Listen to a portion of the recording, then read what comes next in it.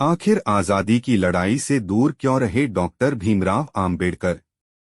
भारत में अधिकतर महान शख्सियतों के बारे में लोग दो खेमों में बंटे नजर आते हैं। एक वर्ग उनकी अच्छाइयों को गिनाता है तो दूसरा उन पर अंगुली उठाता है। डॉक्टर भीमराव आम्बेडकर भी इससे अछूते नहीं रहे। एक तरफ उन्हें संविधान निर्माता और दलित समाज का उद्धारक बताया जाता है तो दूसरी ओर कुछ लोग स्वतंत्रता संग्राम में हिस्सा न लेने की बात कहकर उन पर निशाना भी साधते हैं। आम्बेडकर के आलोचक दावा करते हैं कि वह अंग्रेजों के साथ थे और उन्हीं के मुताबिक काम करने की वकालत करते रहे। ऐसे में सवाल उठता है कि आखिर आम्बेडकर का असल मकसद क्या था। दरअसल आम्बेडकर का मकसद वही था जो स्थापना के वक्त कांग्रेस का था। 1880 से 1900 के दौर में कांग्रेस जैसे तमाम संगठन थे जो अपने समुदाय के लिए अधिकारों की मांग करते थे, जैसे कि सती प्रथा और बाल विवाह का अंत करवाना। फिर मराठा रेजिमेंट, जाट रेजिमेंट और महार रेजिमेंट बनाने की मांग उठी। सिविल सर्विसेज में कैंडिडेट्स की उम्र बढ़ाने के लिए भी विरोध प्रदर्शन होने लगे ताकि ब्रिटिश हुकूमत में हिंदुस्तानियों को ज्यादा प्रतिनिधित्व मिले। ये मांगे बढ़ते बढ़ते 1929 में पूर्ण स्वराज और 1942 में भारत छोड़ो आंदोलन तक पहुंची। इस ऐतिहासिक क्रम पर नजर डालें तो पता चलता है कि आम्बेडकर की मांग भी ऐसी ही थी। वह पहले अपने समुदाय की भलाई चाहते थे। उनका मानना था कि अगर किसी शख्स को समाज में सिर उठाकर चलने की आजादी नहीं तो उसके लिए देश की आजादी के कोई मायने नहीं। इसीलिए वह सत्ता में पिछड़े तबके की हिस्सेदारी चाहते थे, जिन्हें जातीय व्यवस्था ने ऐसे कामों तक सीमित कर रखा था जो सम्मान की नजर से नहीं देखे जाते थे। डॉक्टर आम्बेडकर दलितों की दुर्दशा के लिए हिंदू धर्म की ऊंच नीच वाली व्यवस्था को जिम्मेदार मानते थे।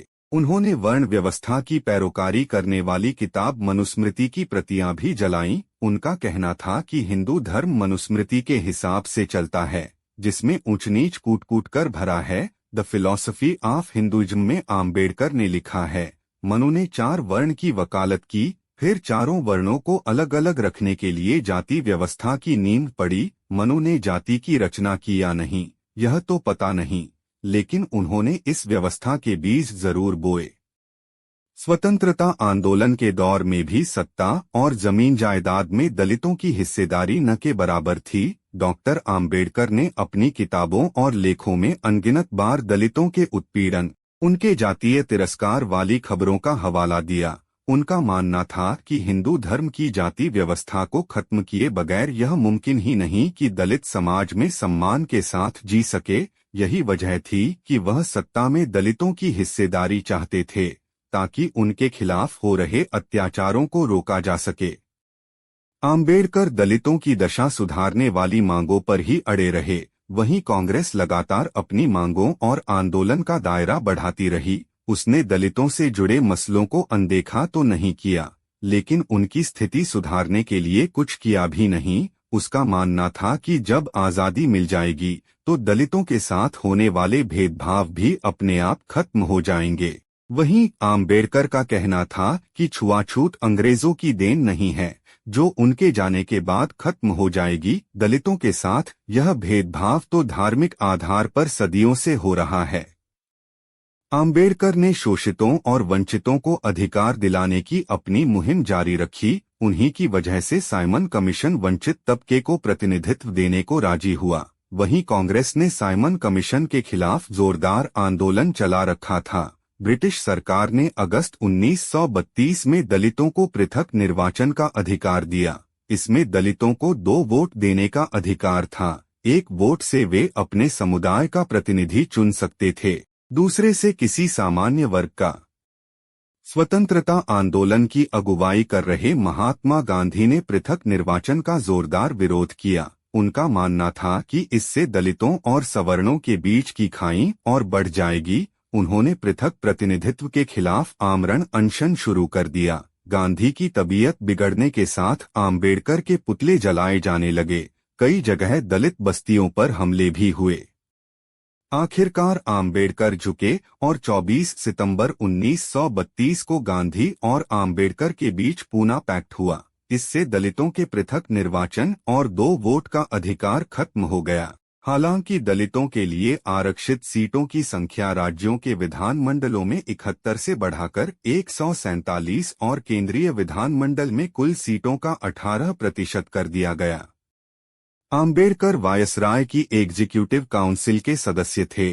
उनका दर्जा इस समय के कैबिनेट मिनिस्टर के बराबर था। उन्हें श्रम विभाग की जिम्मेदारी मिली थी। आम्बेडकर ने वायसराय काउंसिल के सदस्य के रूप में कई महत्वपूर्ण काम किए। उन्होंने वेतन भुगतान के लिए नियम बनवाए, श्रमिकों के लिए कारखाना संशोधन विधेयक पारित कराया। आम्बेडकर ब्रिटिश हुकूमत में जिस हैसियत में थे, उनका मानना था कि उन्हें एक बड़ी ताकत मिली हुई है।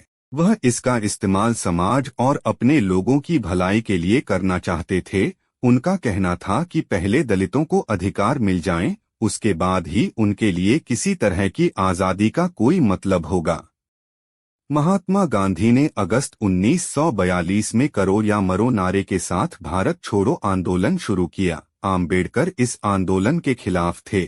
आम्बेडकर ही नहीं, उस दौर के कम्युनिस्ट दलों ने भी द्वितीय विश्व युद्ध में ब्रिटिश हुकूमत का पक्ष लिया। दुनिया दूसरा विश्व युद्ध शुरू होने से पहले ही जापानियों और नाजियों की हरकतें देख चुकी थी। ऐसे में आम्बेडकर के साथ देश कई राजनीतिक चिंतक मानने लगे थे कि फांसीवाद अंग्रेजों से कहीं ज्यादा खतरनाक है। आम्बेडकर को डर था कि अगर नाजियों ने भारत पर कब्जा कर लिया तो इसके नतीजे काफी खतरनाक होंगे। जर्मनी का तानाशाह एडोल्फ हिटलर तो रक्तशुद्धता का बड़ा हिमायती था। उसके समर्थक तो भारतीयों को एकदम गया गुजरा समझते थे। यही वजह है कि आम्बेडकर ने ब्रिटिश हुकूमत का साथ देने का फैसला किया। उन्होंने कहा, सभी भारतीयों की देशभक्ति यही है कि वह अराजकता फैलने से रोकें, क्योंकि इस तरह के आंदोलन हमारे देश को जापान का गुलाम बनाने में मदद करेंगे। अब आम्बेडकर और कांग्रेस का प्रमुख मकसद एकदम अलग हो चुका था। आम्बेडकर अंग्रेजों को भारत से भगाना नहीं चाहते थे। वह अंग्रेजी कानून से सीमित आज़ादी के पक्षधर थे, जैसा कि कांग्रेस 1929 तक कहती थी। आम्बेडकर और गांधी के बीच तल्खियां भी पूना पैक्ट के बाद बढ़ती गईं। उन्होंने गांधी की हत्या पर यहां तक कह दिया, गांधी की मौत से कुछ अच्छा निकलकर सामने आएगा। अब जनता को सुपरमैन के जुड़ाव से मुक्ति मिलेगी। लोग अपने बारे में सोच सकेंगे, अपने मकसद के लिए खड़े हो सकेंगे। यह हिस्सा लेटर्स ऑफ आम्बेडकर में प्रकाशित है। कांग्रेस और आम्बेडकर ने अपनी लड़ाई एक ही तरह से शुरू की थी, लेकिन सामाजिक कुरीतियों और सिविल सर्विसेज में उम्र बढ़ाने जैसे मामलों पर कांग्रेस की मांगें मान ली गई। इससे उसकी लड़ाई भारत छोड़ो आंदोलन तक पहुंच गई। वहीं आम्बेडकर की लड़ाई दलितों को हक दिलाने तक ही उलझी रही, क्योंकि उसमें कोई ठोस प्रगति ही नहीं हुई। आम्बेडकर का मानना था कि आज़ादी के बाद भी दलितों के साथ भेदभाव जारी रहेगा, इसलिए वह कानूनी प्रावधानों के जरिए दलितों को ज्यादा से ज्यादा अधिकार दिलाना चाहते थे। आम्बेडकर की आशंका आज़ादी के बाद सही साबित भी हुई। आज़ादी के 70 साल बाद भी दलितों के साथ भेदभाव हो रहा है। आज भी दलितों को मंदिर में न घुसने देने और उन्हें घोड़ी पर चढ़ने से रोकने की घटनाएं उसी तरह से अखबारों की सुर्खियां बनती हैं, जैसे अंग्रेजों के जमाने में बनती थीं। शायद यही वजह थी कि आम्बेडकर को लगता था कि दलितों को उनका हक दिलाना संपूर्ण आज़ादी से ज्यादा जरूरी है।